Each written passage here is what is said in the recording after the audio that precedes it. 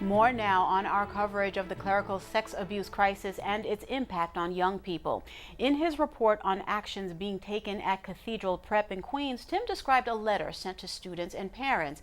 The author is Father Joseph Fonti, the school's rector and president, and he joins us now. Father Fonti, thank you so much for being here with us. Liz, thank you for your invitation. You sent out a letter this summer. Yes. The results of the Pennsylvania grand jury case had just become public, and you had to address the scandal before these young men came back to school. Why did you decide to put it right out there, right up front, first day of school? I had to speak about the shame that it was mine and is all of ours, the anger, the disappointment, the disgust of those reports. One of the things, every parent got the letter too, and I discussed it with the parents in the opening of the year. So they all are part of the discussion? They're all part of it. And okay. The parents were probably the ones who appreciated the letter the most, even though at the end of each boy's letter I wrote a personal note. I was really amazed that not one of them really referred to the letter. They might have made a mention of the little note that I wrote at the bottom of each of their letters, but they never talked about the letters. The parents did, and the parents thought it was a home run to keep them involved, especially the freshman parents, because they're coming to an all-boys school, a school that fosters the idea in some to consider priesthood, and a school that has priests on faculty. I didn't want them to come in there thinking like, okay, am I entering the lion's den? No, you're entering into a real environment of formative care. Are we ignoring the children? The Holy Father said during his trip to the Baltics in Estonia that we're driving them away. We, the Catholic Church, we're ignoring them. We are not talking to the young men and women that are actually touched by this and need the understanding.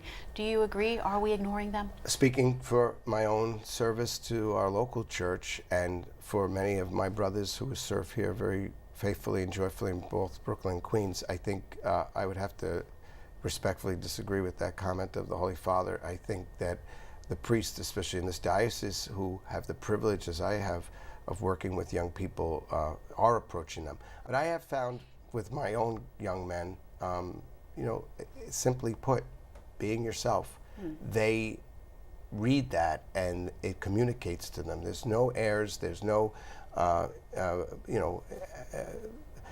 deliberate restraints on my part, but there's always that respectfulness of being aware that I am in the presence of a person. There's a tendency in these cases to start painting the priesthood with a broad brush. How do you drive home the message that not all priests are abusers, not all priests are bad people?